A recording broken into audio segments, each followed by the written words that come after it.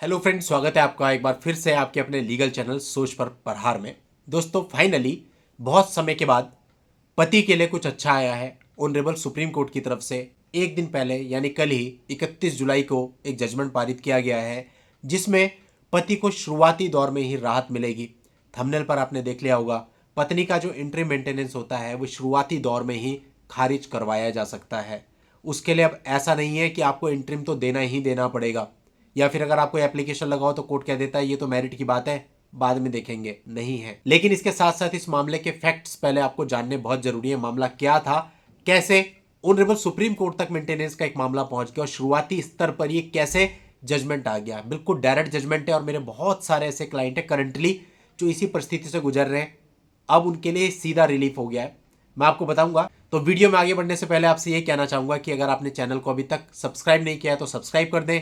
Channel के members नहीं है तो होम पेज पर ज्वाइन के बटन पर क्लिक करके मेंबरशिप को भी ज्वाइन कर लें, ताकि आपको समय समय पर आने वाली अन्य सुविधाओं के लाभ भी मिल सके।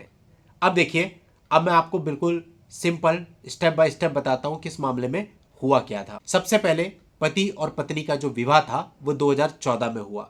उनके बीच में क्या झगड़े थे हम उस पर नहीं जाएंगे, क्योंकि हम केवल लॉ पॉइंट की बात आज करने वाले हैं। रिश्तों में खटास के कारण पत्नी 2020 में बच्चे और कीमती सामान के साथ अपने मायके चली गई। इसके कुछ समय के बाद पत्नी ने अपनी ओर से मेंटेनेंस की एक petition under section 125 CrPC file कर दी।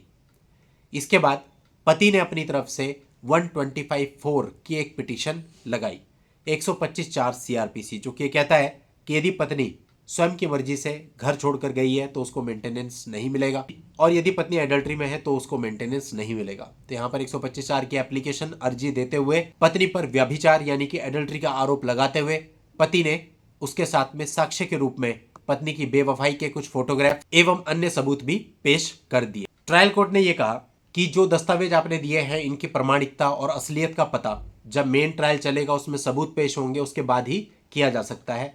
और ये कहते हुए उसकी जो एप्लीकेशन थी 125(4) की, इसको रिजेक्ट कर दिया। अब पति अपनी तरफ से हाई कोर्ट गया।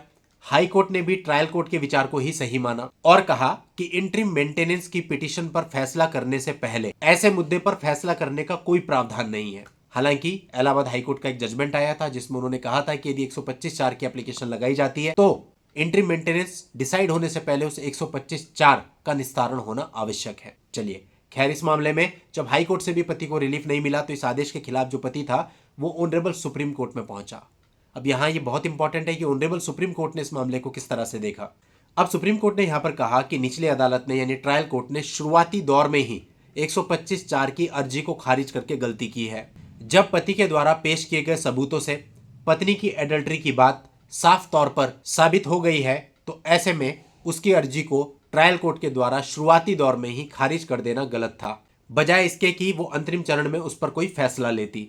इसके अतिरिक्त ऑनरेबल सुप्रीम कोर्ट ने यहाँ यह भी कहा कि ट्रायल कोर्ट ने यह मानकर गलती की कि ऐसे सवाल पर, ऐसे मुद्दे पर सिर्फ अंतिम फैसले के चरण में ही विचार किया जा सकता है। इस नजरिए से तो कानून में की गई व्यवस्था ही बेकार हो जाएगी। देखो, बहुत सिंपल बात है, अगर उसको मेंटेनेंस ही लग गया तो फिर इस कानून का महत्व ही क्या रह गया कि यदि पत्नी एडल्ट्री में है तो उसको मेंटेनेंस नहीं मिलेगा।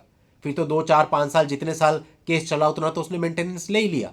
तो इसी नजरिए से कोर्ट ने यहां पर कहा फिर तो कानून में दी गई व्यवस्था ही बेकार हो जाएगी।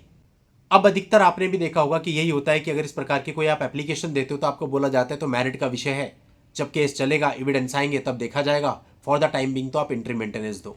ऐसे सभी मामलों में अब आपको डायरेक्ट रिलीफ है इस जजमेंट से, क्योंकि इसमें पति को राहत दी गई। और ये सब टिप्पणियां करते हुए ऑनरेबल सुप्रीम कोर्ट ने मामले को वापस ट्रायल कोर्ट में भेज दिया कि मेरिट के बेस पर इसका निर्णय लीजिए। लेकिन दोस्तों, फाइट देखो, एक इंट्रीम के ऑर्डर के लिए बंदा सुप्रीम कोर्ट तक गया तब जाकर के रिलीफ मिला। तो यही होता है, कई बार हम एक बहुत छोटा सा डिसीजन लेने में भी बहुत ज्यादा टाइम लगा देते हैं। मैंने देखा यहाँ तक कि इवन अगर एक फाइनल ऑर्डर भी हो जाए या कोई इंट्रीम मेंटेनेंस का ऑर्डर हो जाए, उसको चैलेंज करना है कि नहीं, हमें क्वैशिंग में जाना है कि नहीं, इस बात पर विचार करने में हम इतना समय लगा देते हैं कि जो टाइम लिमिट है वो ही निकल जाती। तो फिर कैसे काम चलेगा। अगर राहत चाहिए तो हाथ पैर तो मारने पड़ेंगे, तो आपको राहत भी मिलती है। और ये जो मामला है ये इसका एक जीता जागता बिल्कुल करंट उदाहरण है, एक दिन पहले का मामला है। इस केस का टाइटल है Himanshu Chordia versus State of Rajasthan and another. बाकी इस मामले का पूरा लिंक आपको वीडियो के नीचे डिस्क्रिप्शन में मिल जाएगा, वहां जाके आप इस पूरे मामले को विस्तार से जान सकते हैं। आज की इस वीडियो में इतना ही। नेक्स्ट वीडियो में नई जानकारी के साथ मैं आपसे फिर मिलूंगा। तब तक के लिए good bye and thank you for watching. Take care.